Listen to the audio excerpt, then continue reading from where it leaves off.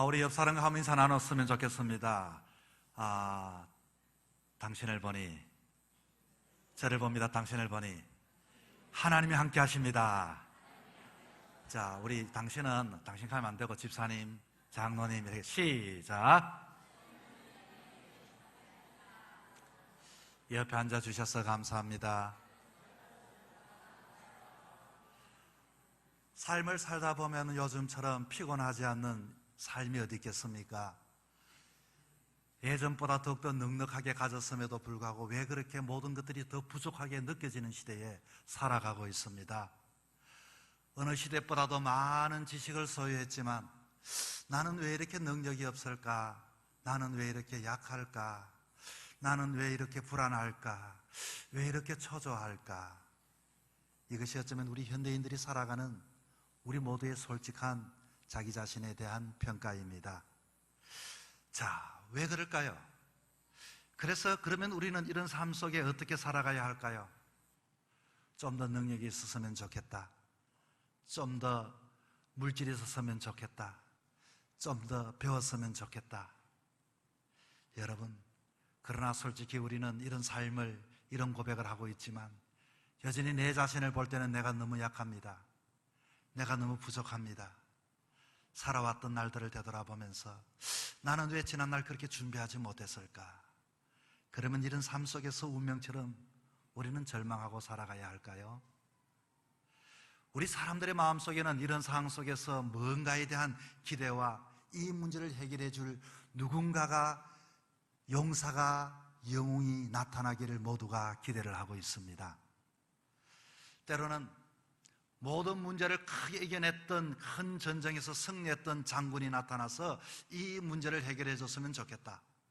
아니, 정말로 세상에서 투자를 잘해서 사업에 성공했던 그런 재벌이 나타나서 우리의 부족을 다, 경제적인 문제를 해결해 줬으면 좋겠다. 또 때로는 이렇게 상처받은 사람이 많기 때문에 우리의 마음을 잘 헤아려 줄 수 있는 치료해주는 사람이 나타났으면 좋겠다. 이 세상이 불공평하니까 모든 것들을 균등하게 배분해주고 모든 것들을 다 잘 살 수 있는 정치인들이 나타났으면 좋겠다. 정말 여러분, 그런 사람이 나타나면 우리는 우리의 미래가, 우리의 삶이 윤택하고 넉넉하고 풍족하고 안심이 되고 안녕할까요? 호선의 소설 중에 큰 바위 얼굴이라고 하는 단편 소설이 있습니다. 이 소설의 내용을 잠깐 제가 여러분에게 말씀을 드리겠습니다. 큰 바위 얼굴을 1850년도에 이 어니스트라고 하는 이 주인공이 등장을 합니다. 그때 미국이 나라가 세워지고 그곳에 뉴 잉글랜드라고 하는 작은 동네에 정말로 모두가 우리나라가 새롭게 세워졌으니 정말로 위인이 나타났으면 좋겠다. 영웅이 나타났으면 좋겠다. 용사가 나타났으면 좋겠다. 마을 사람들은 모두가 앞으로 새롭게 이렇게 이루어진 이 나라에 그와 같은 리더를 기다리고 꿈을 꾸었습니다. 그런데 어니스트는 어머니에게 이런 소리를 들었습니다. 앞으로 우리 동네에 위인이 나타나게 될 것인데 저기 큰 바위 얼굴처럼 생긴 그와 같은 똑같이 생긴 사람이 나타나게 되면은 우리나라를 그렇게 멋지게 잘 세워나갈 것이다. 어린아이 어니스트의 마음속에는 큰 바위 얼굴을 닮은 사람을 날마다 기다립니다. 어느 날 동네에 정말로 한 사람이 나타났습니다. 그의 이름은 게들링 골드. 자, 여러분, 이 게들링 골드라고 하는 이 이름을 보면서 게들, 모으다, 골드, 금을 모으다. 정말로 사업에 크게 성공했던 인물이 나타났는데 바로 이 계곡 출신의 사람입니다. 사람들은 생각합니다. 저 게들링 골드가 우리에게 넉넉함을 주고 부유함을 줄 것이다. 모두가 저 사람이 큰 바위 얼굴을 닮았을 것이다. 그런데 삶을 살아가면서 큰 바위 얼굴하고 닮지를 않았습니다. 저들 마음속에서 그 부족을 채워주지를 못했습니다. 그리고 또 기다립니다. 정말로 언제쯤 큰 바위 얼굴을 닮은 사람이 나와서 우리에게 더 좋은 위인이 나타날 수 있을까? 그리고서 어느 날 장군이 나타났습니다. 그의 이름은 이 올드 브루더 썬더. 다시 말하면 브루더, 피, 그리고 썬더, 번개. 아주 번개와 같은 사나이가 이와 같이 모든 사람들의 피를 흘리기까지 정복했던 그와 같은 장군이 나타났습니다. 사람들은 환영해 주었습니다.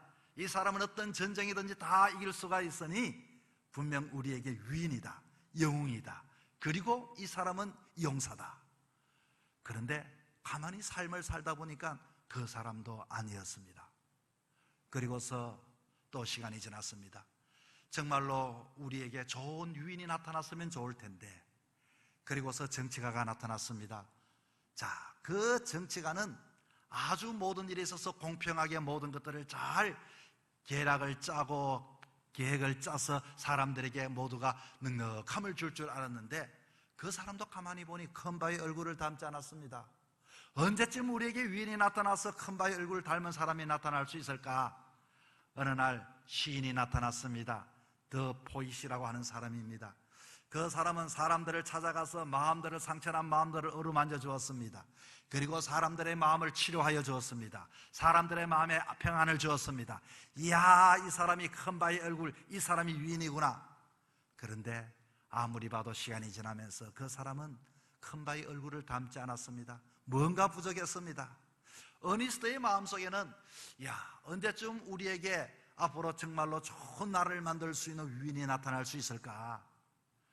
어니스트가 어느덧 소년에서 청소년, 청년, 장년, 노년이 되었습니다. 마을 사람도 이와 같이 그 위인이 나타날 것을 기다렸습니다. 그리고서 어니스트는 늘 마음속에 정말로 우리나라에 좋은 위인이 나타났으면 좋을 텐데, 큰 바의 얼굴이 닮은 사람이 나타났으면 좋을 텐데, 그는 정직하게 살았고, 그는 사랑하며 살았고, 그는 자신의 일을 충실히 꾸준하게 자기 자리를 지키면서 살았던 사람이었습니다. 그리고서 사람들은 이 어니스트의 이야기를 알고, 먼 동네 사람도 그 동네에 촌부 어니스트가 있었는데 그 사람은 착하다고, 그리고 그 사람은 사랑이 많고, 그 사람은 정말로 자기 일을 꿋꿋하게 이와 같이 열심히 했던 사람이라고 사람들은 어느 날 어니스트의 연설을 듣기 위해서 모여들었습니다. 그런데 갑자기 저기 시인이라고 하는 사람이 해가 뉘어질 때 손을 뻗떡 들더니 말합니다. 아, 큰 바의 얼굴을 닮은 사람이 여기 있습니다. 아니, 어디에 있단 말인가? 바로 저 촌부, 저 농부 어니스트가 바로 지금 큰 바의 얼굴과 똑같이 생기지 않았습니까? 사람들은 일제히 고개를 돌려보니 정말로 큰 바의 얼굴과 어니스트의 모습이 똑같이 보였던 것입니다.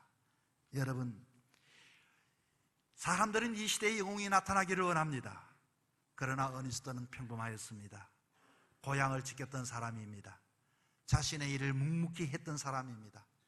그의 마음에 꿈을 꾸는 사람이었습니다. 그 사람이 바로 주인공이 된 것입니다. 여러분, 이 나라를 세울 사람은 어디 있을까요? 우리의 장래의 마음속에 평안을 줄 수 있는 사람은 누구 있을까요? 사람들은 지금도 기대합니다. 정치가, 그리고 장군, 그리고 경제, 그리고 시인, 어느 누구도 용사가 될 수가 없습니다. 자, 오늘 본문은 사사기 6장 11절부터 읽었지만 사사기 6장 1절에 이렇게 시작합니다. 이스라엘 자손이 또 여호와의 목전에 악을 행하였으므로 여호와께서 7년 동안 그들을 미디안의 손에 붙이셨다. 하나님의 백성이 하나님 앞에 악을 행하고 보니 어려움을 당하게 되었습니다. 그리고서 이들은 6장 2절에 봤더니 깊은 산설 토굴 속에 이스라엘 백성들이 모두가 숨어서 꼼짝하지 않고 미디안 군사가 쳐들어오는 것을 두려워하면서 눈치를 보며 살았습니다. 자, 여러분, 누가 이 민족을 구원해낼 수 있겠습니까? 누가 오늘 우리 시대의 그 불안한 미래를 해결해 줄 수 있겠습니까? 그런데 오늘 본문의 내용은 결론은 이렇습니다. 기드온이 큰 용사가 되어서 미디안에서부터 이스라엘을 구원했던 용사가 되었다. 이게 결론입니다. 그러면 우리는 묻습니다. 기드온은 특별한 사람입니다. 기드온은 아마 장군과 같은 기질을 가졌을 것입니다. 기드온은 용감한 사람입니다. 기드온은 아주 모든 일에서 많은 캐리어를 가진 사람입니다. 여러분, 정말로 우리가 아는 기드온이 그런 사람일까요? 그는 너무나 우리와 닮은 사람입니다. 그는 아주 소심했던 사람입니다. 그는 인생의 운명론주의에 빠졌던 사람이 기드온이었습니다. 그런데 어떻게 그가 위대한 하나님의 용사가 되었을까요? 기드온이라고 하는 이름의 뜻은 나무 베는 자입니다. 그는 곡식을 자르는 자입니다.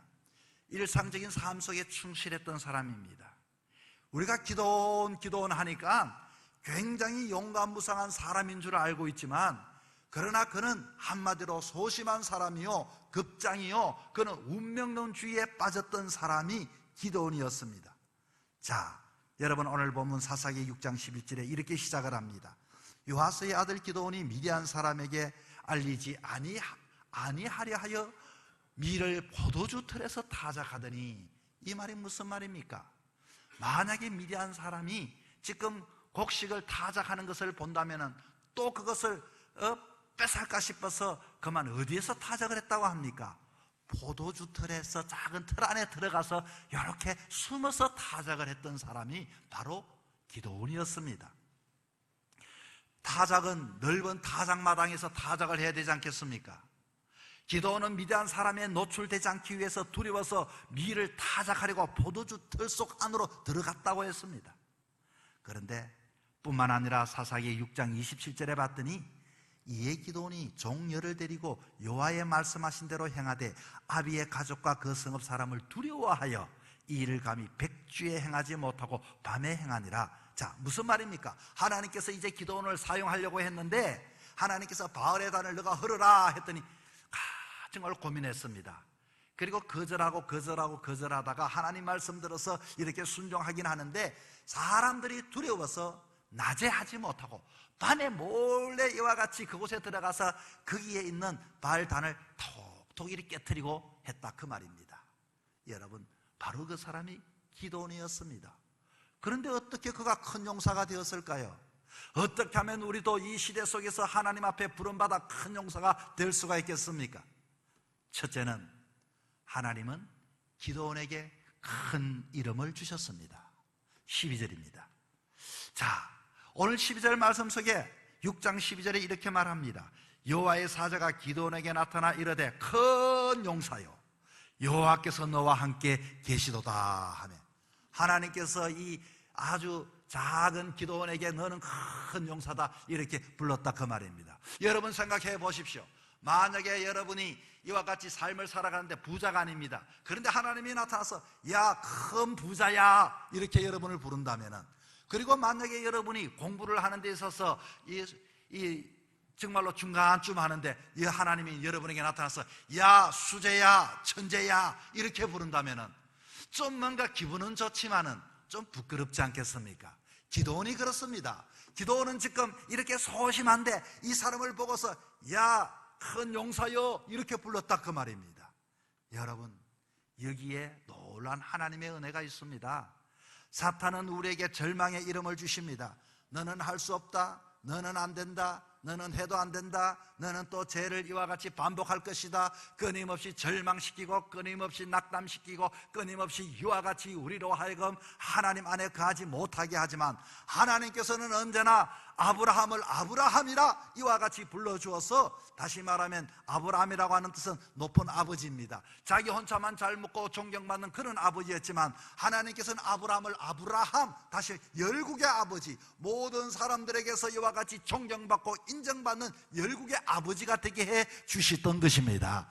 하나님께서는 이런 사람들을, 여러분 아브라함의 일생을 잘 알고 있지요. 그런 사람에게도 자기 자신만을 위해서 살았던 그 아브라함을 아브라함이라고, 열국의 아버지라고 인정해 주었던 것입니다. 여러분, 우리가 베드로를 잘 압니다. 베드로의 이름은 시몬이었습니다. 시몬은 무슨 뜻입니까? 갈대입니다.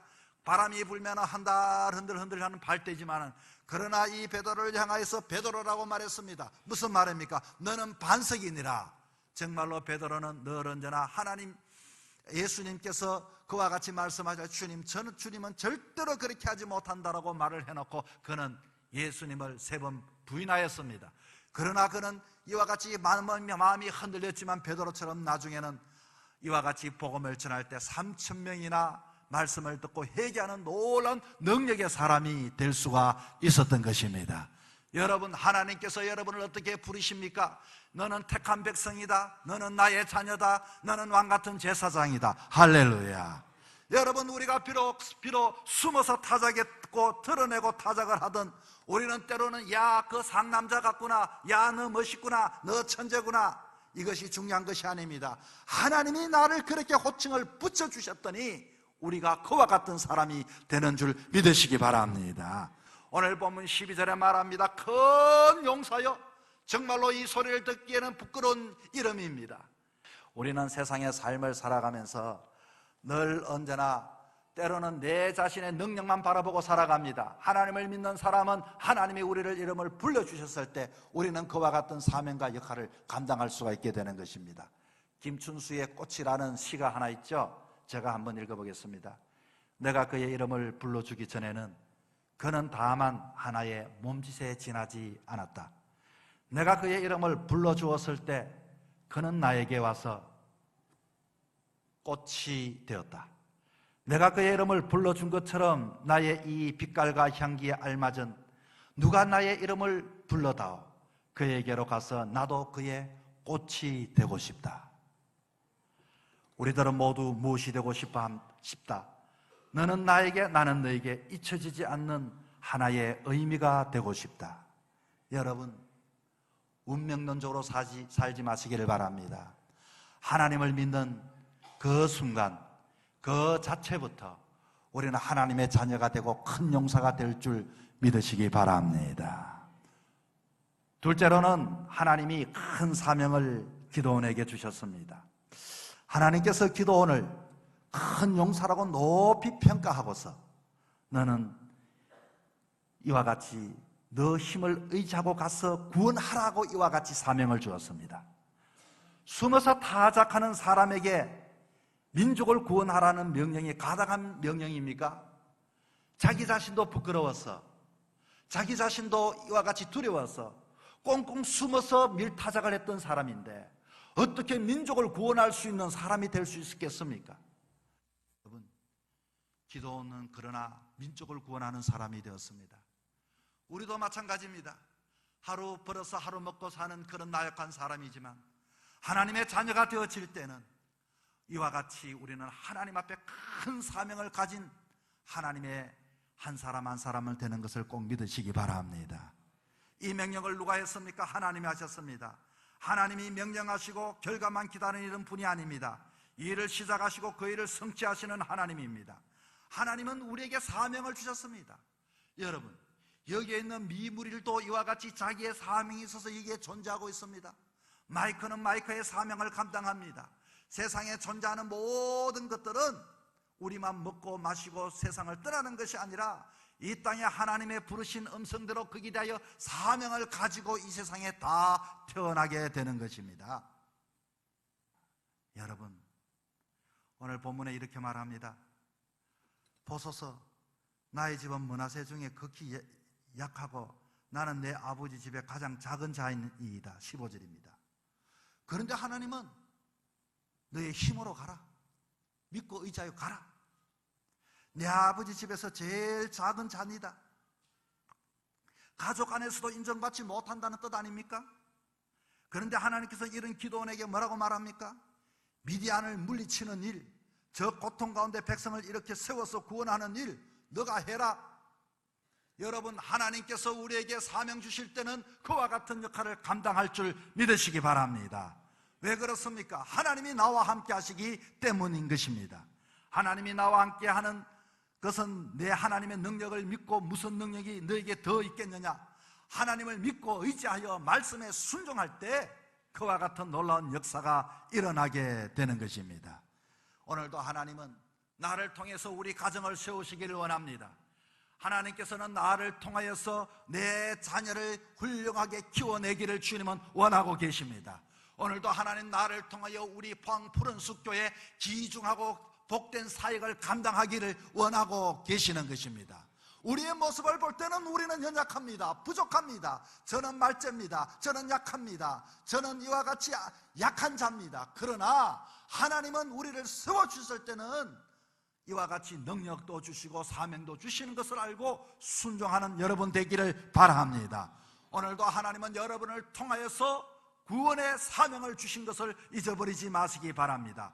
하나님은 하나님 혼자 역사하지만 오늘도 나를 통해서 역사하기를 원하시는 그 하나님을 기억하면서 이와 같이 순종할 때 하나님의 넉넉한 사명 감당하는 모두가 되기를 축원합니다. 셋째로는 큰 능력을 주십니다. 자, 16절 말씀입니다.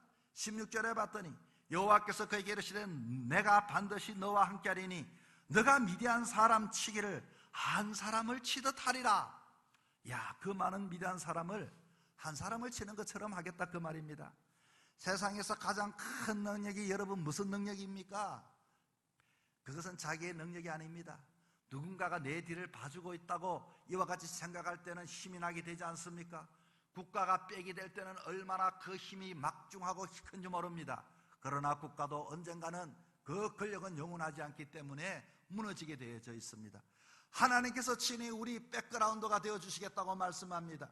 자, 용사여라고 부른 이유 하나님이 뭐라고 합니까? 큰 능력을 우리에게 주시는데 그 능력이 무엇인가 하니 내가 너와 함께 하겠노라. 할렐루야. 가정에서 아버지가 얘야 내가 너를 책임질 테니 한번 해봐라, 이 아버지의 말이 우리에게 얼마나 큰 능력이 되겠습니까? 여러분, 그렇습니다. 하나님께서는 반드시 함께 하신다고 우리에게 안심시켜 줍니다. 우리 뒤에는 하나님이 버티고 계십니다. 하나님은 우리의 든든한 배경이 되어지십니다. 우리는 세상을 바라보고 낭망하고 절망할 때가 있지만 그러나 하나님을 믿는 자에게는 우리의 백그라운드는 하나님이 되시고, 하나님은 여기도 계시고 저기도 계시고 어제도 계시고 오늘도 계시고 내일도 계시는 그 하나님을 믿으시기 바랍니다. 하나님이 함께하는 우리는 큰 인물이 될 줄 믿으시기 바랍니다. 하나님이 함께 하시기에 큰 일을 해낼 수가 있게 되는 것입니다. 16절 말씀처럼 내가 반드시 너와 함께 하리니 너가 미디안 사람 치기를 한 사람을 치듯 하리라. 여러분, 모세를 보십시오. 모세도 하나님이 함께 했더니 놀라운 영적인 지도자가 되었습니다. 여호수아를 보십시오. 여호수아는 하나님이 함께 하셨던 사람입니다. 중요한 것은 하나님이 함께하면 능력이 나타납니다. 권능이 나타납니다. 기적이 나타납니다. 하나님이 그와 함께 하신다는 사실을 확신하고부터 강하고 담대한 지도자가 모세가 되었고 여호와가 되었고 기도원이 그와 같이 300명으로 큰 용사가 되어졌던 것입니다. 누가 능력 있는 선교를 할 수 있겠습니까? 누가 능력 있는 직장인이 될 수 있겠습니까? 누가 능력 있는 목회를 할 수 있겠습니까? 누가 능력 있는 하나님의 사람이 될 수 있겠습니까? 하나님과 함께하는 사람은 큰 용사가 될 줄 믿으시기 바랍니다. 여러분은 하나님과 함께하는 사람입니다. 하나님을 믿는 사람은 내가 너를 떠나지 아니하겠다고 말씀하셨습니다. 그러므로 우리는 큰 용사입니다. 우리는 큰 인물이 되는 겁니다. 우리는 큰 위인이 되는 것입니다. 왜 하나님의 백성이 지질이 궁상을 떨고 있습니까? 무늬만이 하나님을 믿는 자가 되어서 되지 않습니다. 이런만이 목사님, 장로님이 되지 말아야 합니다. 우리는 하나님의 사람으로 사는 방법은 하나님이 나와 함께 하신다, 하나님이 나와 함께 하신다, 하나님이 나를 택하셨다, 하나님이 나를 부르셨다, 이 믿음을 가지고 살아갈 수 있는 여러분 되시기를 바랍니다. 성도라고 조차 할 수 없는 연약한 우리, 오늘도 염려하고 걱정하는 우리, 여러분 염려하지 마십시오. 걱정하지 마십시오. 나는 연약하지만 하나님이 기도원에게도 큰 용사라고 불러주었던 것처럼 오늘 우리에게도 큰 용사라고 이와 같이 말씀하시는 것을 이 시간 들을 수 있기를 바랍니다. 우리는 하나님의 자격으로 승리할 수 있습니다. 우리는 하나님의 능력으로 이겨낼 수 있습니다. 하나님의 능력, 하나님의 함께 하심이 여러분의 일생에 늘 함께 하기를 주의 이름으로 축원합니다.